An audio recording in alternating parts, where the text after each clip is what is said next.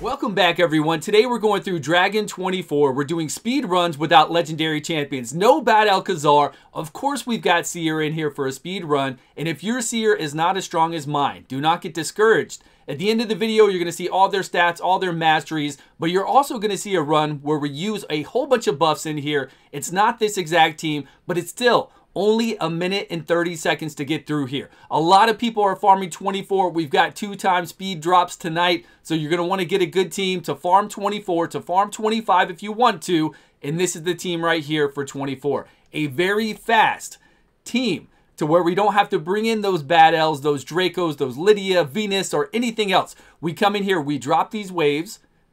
Of course, you got to have a strong Seer. We've got Helmet in here, Archmage, which we get from Doom Tower normal, stunning the people on the second wave to help you out. And then when we get to the dragon, honestly, when we're here, I want everybody to die except for Frozen Banshee. Frozen Banshee is our bad Alcazar. Only to herself, though. She's going to keep herself alive in lifesteal set, and then she's going to put up the poisons and kill the dragon by herself if she needs to. And she wants to. She wants to do it all, keep the glory for herself. She wants everybody else to die. We had a bad start there. Okay, I don't know. I recorded so many runs.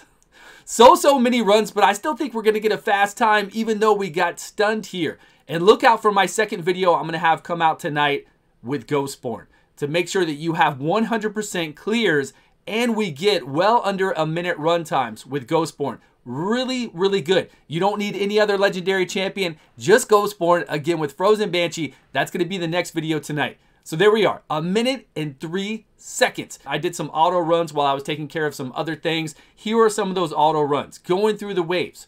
Why is Ghostborn so good in that other video? Because he can't be resisted. Sometimes in these runs, you're going to get resisted. The decreased defense is not going to land, and you're not going to kill everybody in that wave. Nothing you can do about it. No matter what accuracy you have, you're still going to have that happen at a small percentage chance. It's kind of one of the worst things I hate about this game, having that in PvE, because they're making PvE so hard, so meticulous, that you have to make sure that you land all your debuffs or you're going to have issues. Again, a bad start here. I feel like this is the same run we just saw a minute ago. Let's see if it's 103 time. There's no way I would have done 2 teams over and over. Just keep watching. Don't worry. It's good. I did multiple teams. We're going to bring in Armstrong as the lead in a minute instead of Terrell. Although Terrell's really good for this because he hits hard. He hits really hard on that AoE decreased defense, and he's the strong affinity, so we can take our Seer in there and drop that wave and not have issues. Sometimes, if I didn't have my Armstrong very strong, then I had to make him a little bit stronger so that he would do more damage when he does that decreased defense, and then my Seer would drop the wave. Here we are again.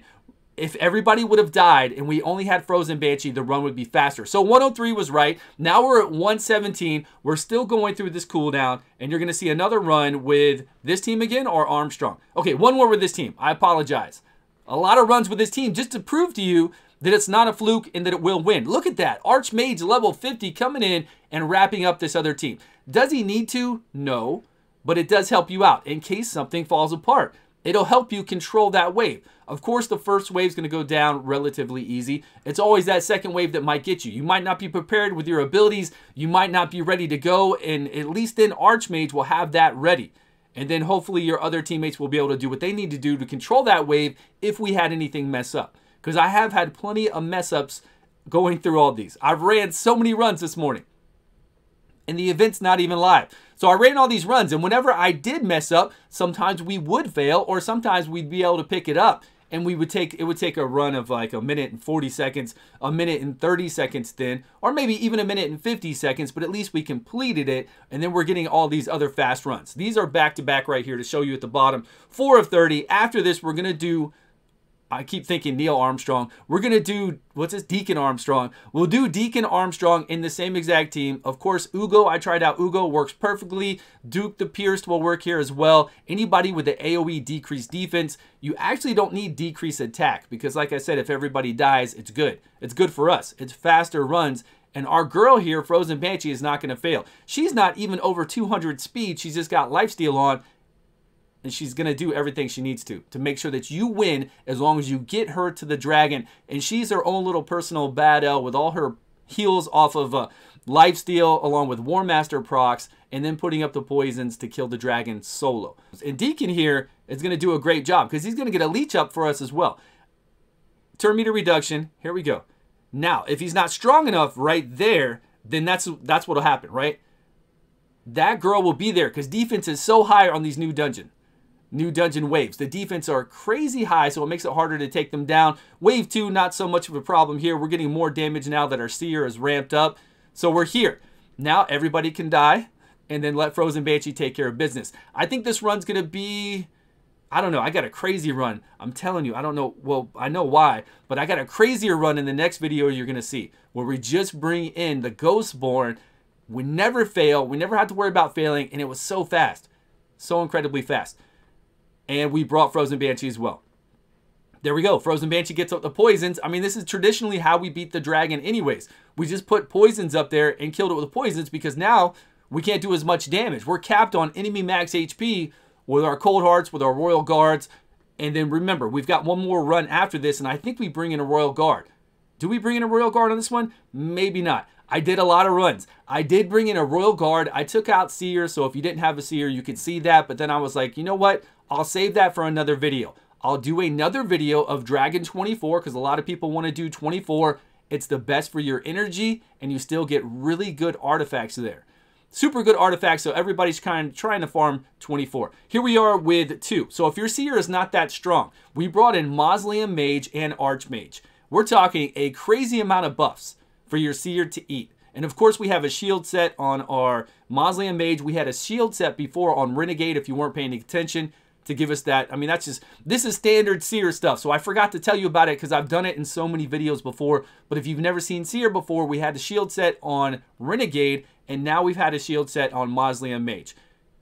And then we get so many buffs from those two. But look at the time. I mean, we cleared both those waves, and instead of 15 seconds, it was 30-something seconds. And then now we're going to beat the dragon in 1:30. That's pretty damn good. 1:30 on stage 24 with this kind of team. And Frozen Banshee doing the real work once we get here. Of course, Seer doing the work getting through the waves. We got to have that Seer to get through the waves. But we didn't have a reset, and your Seer could be extremely weak right now. You want to build your Seer as strong as possible. Don't get me wrong. You want her in a Savage set if you can. If you can't, that's fine. Critical damage. 100% crit rate and really high critical damage is key. And if you can't do a Savage set, no problem. Bring in somebody, 2 people like this. If you did the Brogni fusion, bring in your Brogni for all those buffs that he provides, along with somebody like Mausoleum Mage or the Archmage. Bring in people who just give you a crazy amount of buffs. Obviously, if you have bad Alcazar, you can bring in, because Beck will give you 20% additional damage along with the buffs, along with the debuffs. But I don't see that you need it. You don't have to bring that in. You can do it just like this without all those fancy legendary champions. See, 1:37. Not too damn bad. Okay, let's go look at all their gear. Let's see what they have on them, and you can get an idea of what we're working with. Now, we're going to go to the Seer first. Again, please, don't be discouraged by the Seer. Just test it out. Take your Seer in there along with decreased defense, or if you have a Lydia, or if you have a Draco or a Venus, take them in as well. Have somebody with a shield set on, maybe your reset person or someone else, and then see what kind of damage you're doing to drop those waves. Obviously, by now, I'm sure you know how good your Seer is and what waves you could drop. I'm in a Savage set along with crit rate set. We have 324 critical damage and 100% chance to crit, 198 speed. That's a lot.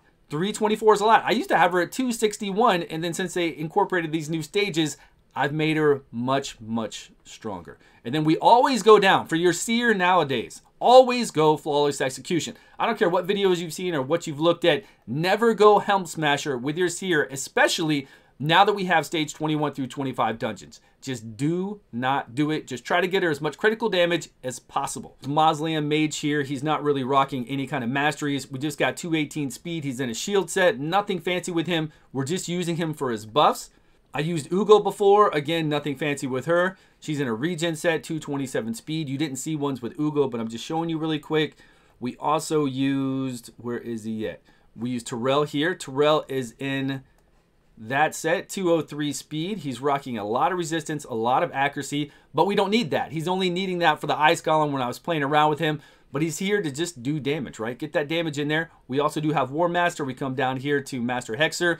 If you want to do that for his Masteries, he doesn't really need anything. We're dropping these waves so quick, these guys really don't need much, because when we get to the boss, again, they can die. They can fall over, and it will be a faster run for us. Deacon's in a stun set. I've had him in a stun set for a while. I did increase his damage, I think. I had him in a stun set for survivability. I increased his damage a little bit. Same old stuff since we're in a stun set. Since we're in a stun set, I've got Fearsome Presence on him. And then who else do we have here? We have, oh, Frozen Banshee. Like the most important one out of all of them is your Frozen Banshee. Her speed is, let's see, 179 speed. She was doing that all with 179 speed. She's got great defense. She comes built with great defense. We've got crit rate. All this stuff doesn't matter. All you need is accuracy. And then what matters, like why, I don't even know why I have this critical damage. Ignore that. Put speed here. Give her HP. What am I doing with her? Was I getting her ready for the clan boss? Just put HP, defense, speed boots, whatever you want, accuracy banner, and the main thing is lifesteal gear that we have on her along with War Master procs to keep her alive, and then come down here to Master Hexer to get a chance to extend that, what does she do? The poisons along with the poison sensitivity. To extend that poison sensitivity, to extend the poisons, use her as an accuracy lead if you need to. Don't worry about how I have her geared. All you need is the lifesteal. I really don't know what I was doing. I don't know if I was just trying to get her to do more damage. It doesn't make any sense. I have no idea why she's got this on, but she worked. The main thing to focus on is that low speed and the accuracy along with the lifesteal and the War Master, and that's good for her. Anybody else that I brought in there that I did? Oh, the helmet, right, level 50. Where's Archmage at? So the Archmage, I think I jacked his speed up a little bit because on that wave 2, sometimes on 24, mind you, on 24 of Dragon, sometimes on wave 2, one of those people would like to pop off and go before we could go, Aluria, and then she'd try to AoE freeze, and at that time I had him at like 200 speed, because I haven't done much with Archmage, right? I had him at 200 speed, and I needed to increase his speed, so if your Archmage is like 250, that's good, because then on the wave 2, he'll come around and do this and try to stun some people, but he'll also get back around to this move and then give you that increased speed, which will make everybody else much faster, and then you won't have that Luria trying to cut in there and freeze your whole team, or freeze a certain amount of people. It's not going to work out well for you. You're probably going to wind up dying because we got a fragile team. We got to get through those waves. Once we get to the Dragon, Frozen Banshee takes over. So make them as fast as possible, give them the accuracy. If you have them 60, which I didn't, I needed more accuracy with them. So I could have way more speed with an accuracy banner, not worry about these pieces, just get some speed in here. As far as masteries go, you don't even need them for what we're using. I just had some leftover masteries from a long time ago. You don't need any of this on him. He's just going to give us his buff. He's going to try to stun them on the second wave, give us his buffs again, and then at that point, when we're at the Dragon, whatever. We don't care what happens to this guy. He's there. He's a great guy. Great champion, though. Thank you all so much for watching and supporting. Please subscribe if you haven't, and good luck on your Dragon runs. I'll see you guys all in a video soon.